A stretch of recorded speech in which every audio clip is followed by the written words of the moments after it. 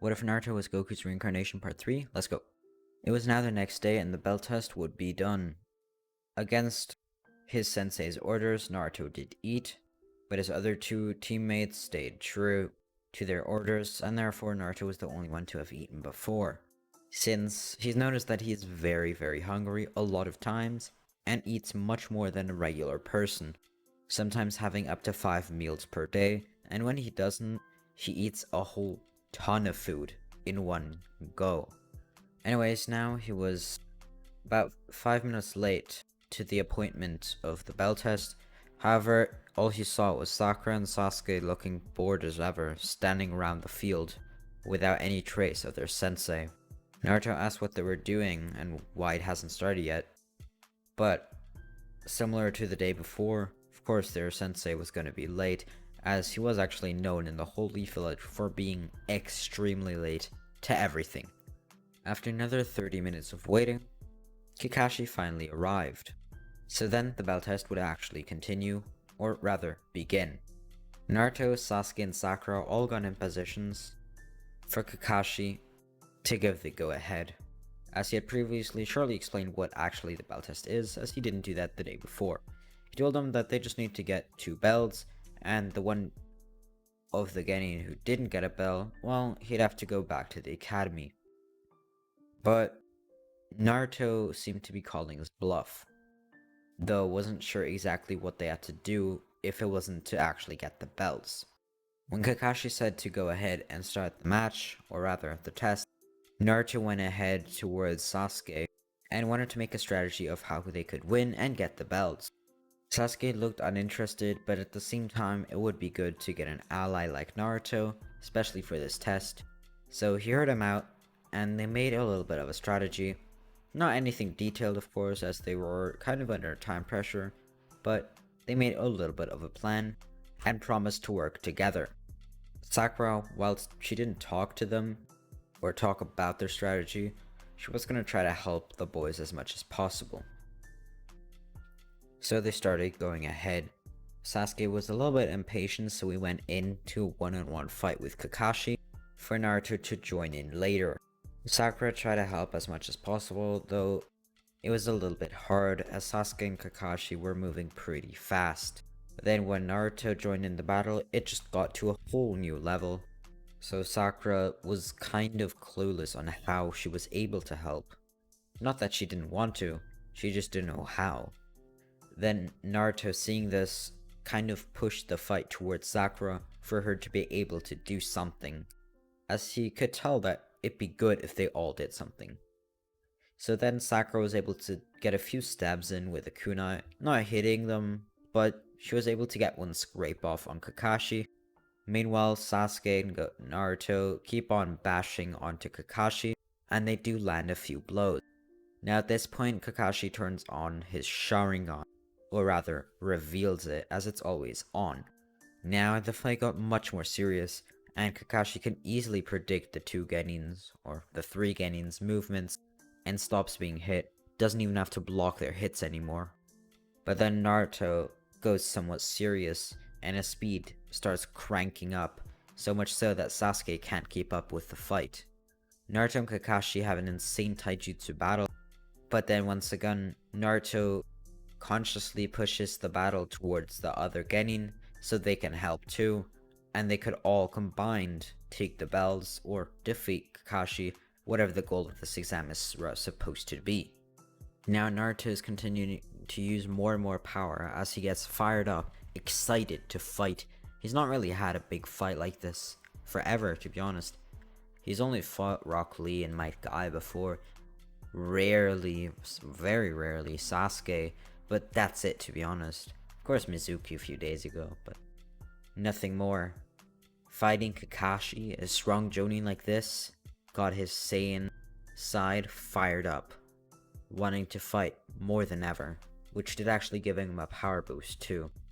However, he felt that with every kind of power up he was getting, he overwhelmed Kakashi more and more, of course along with Sasuke and Sakura's help, but Naruto played a big role in it. So finally, Naruto was able to snatch Kakashi's bells while Sasuke was distracting him. Therefore, they now won. The only question was, who's Naruto gonna give the excess belt to? Naruto threw both belts away, one to Sakura, one to Sasuke. He didn't really care about the belts, and just wanted to fight, to be honest. Once again, this is more of his Saiyan side, especially Goku, shining through. So he was careless, but also selfless enough to lend both belts away and not keep any. However, Kakashi reiterated some of Naruto's thoughts in that the belt test is not at all about actually taking the belts, and it's just about teamwork and how the team can actually function together, which they did a great job in. Naruto and Sasuke especially, who are very good fighting taijutsu together, and their fighting styles match too, and Sakura was able to occasionally help, especially when Naruto tried to give her as much chances as possible. Kakashi of course saw those, but took those openings and took those hits just to see what Team 7 would do, and so they definitely passed and did a very, very good job actually.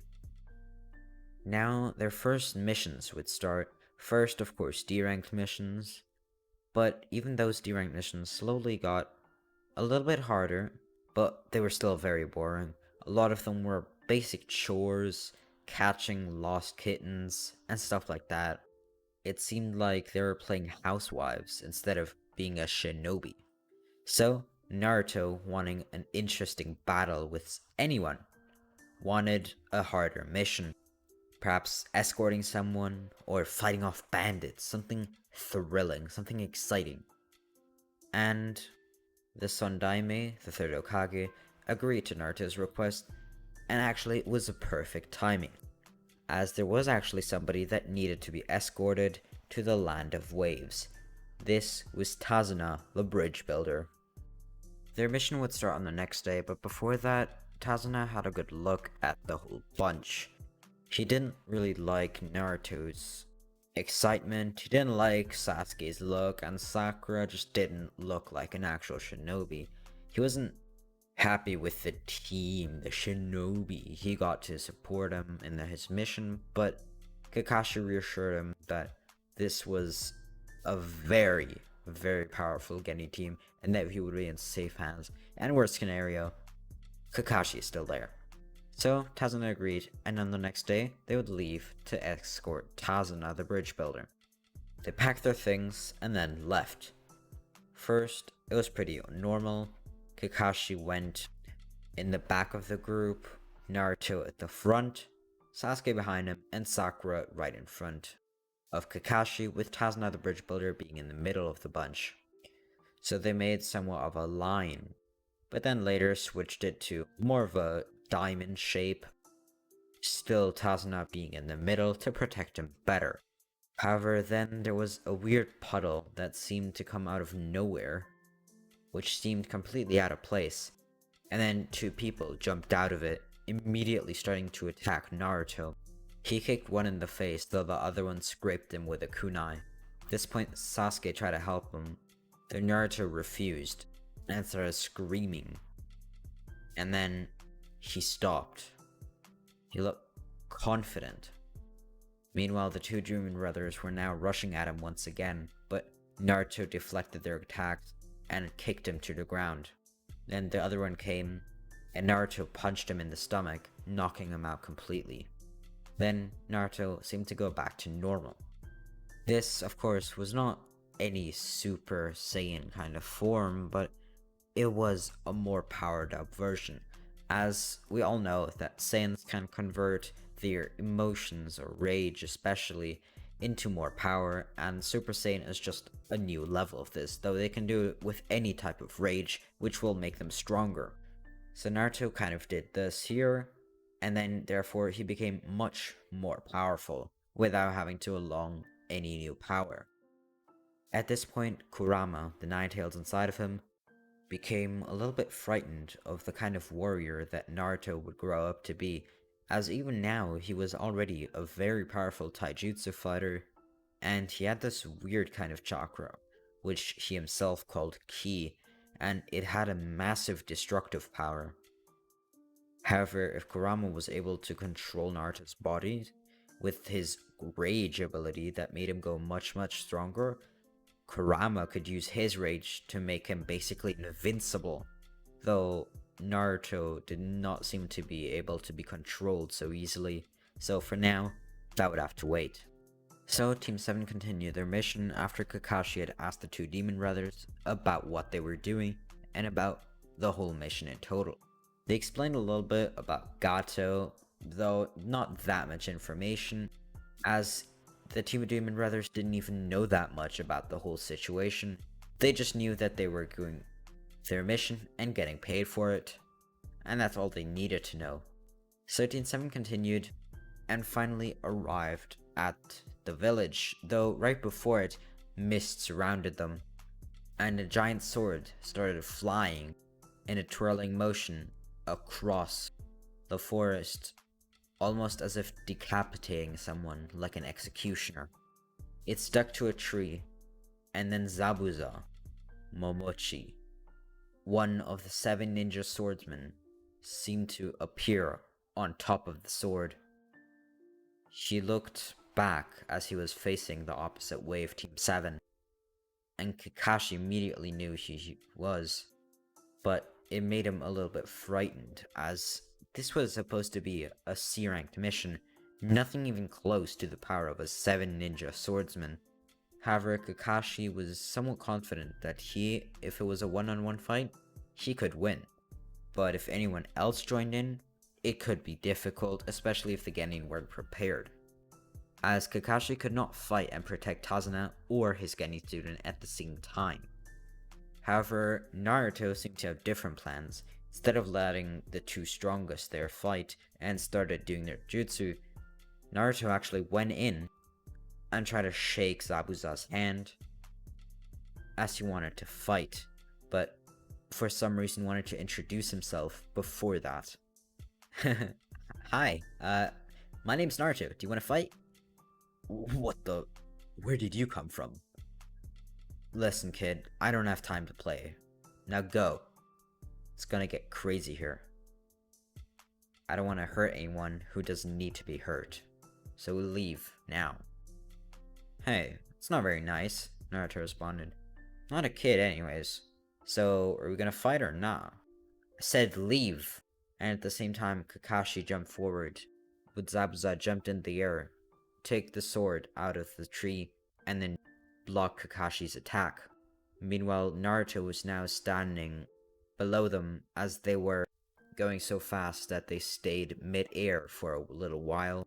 Not much, just a few seconds, and then stuck to the tree sideways and continued fighting like that. Then Naruto jumped up as he had difficulty doing things like tree walking, so he jumped up and then started fighting Zabuza too. However, he was fighting in a way that made it difficult for Kakashi to fight along with him, as he wanted to fight completely alone and wanted to fight a strong opponent like Zabuza. So he didn't want to let Kakashi, his sensei, do all the work. Kakashi kind of let it happen, as he didn't want to fight necessarily, but if Naruto got hurt, he would of course step in. Naruto seemed to do pretty well. However, he did need to power up quite a bit, as Zabuza was very powerful. However, in raw taijutsu, they seemed to be pretty even.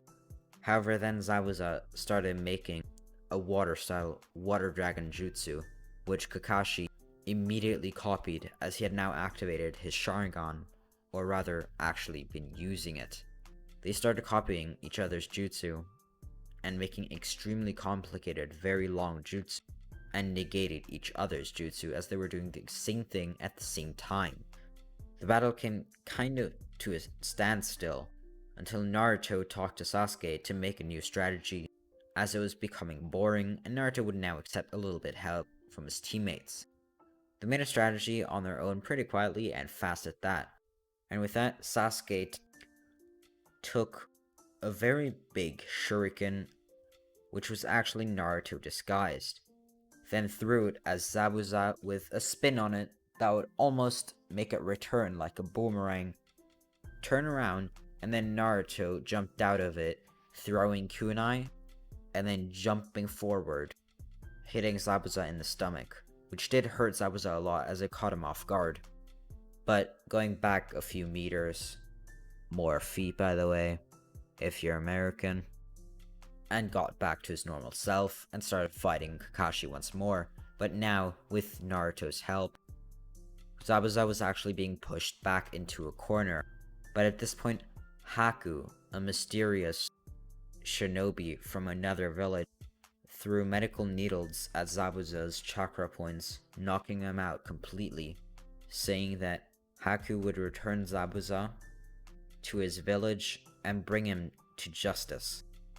They were all fine with that, as they didn't really need anything from Zabuza. He was just a paid mercenary, and Naruto has fun with fighting, so he didn't really care about it. The only thing possible would be if, well, he helped Zabuza, but it was a little bit complicated. He was a criminal, so who knows. So now they actually went to the village, but Naruto was still heavily thinking about what they had just done. But that's where I'm going to leave off the video. Hope you enjoyed. Make sure to like, subscribe, and I'll see you in the next one. Peace.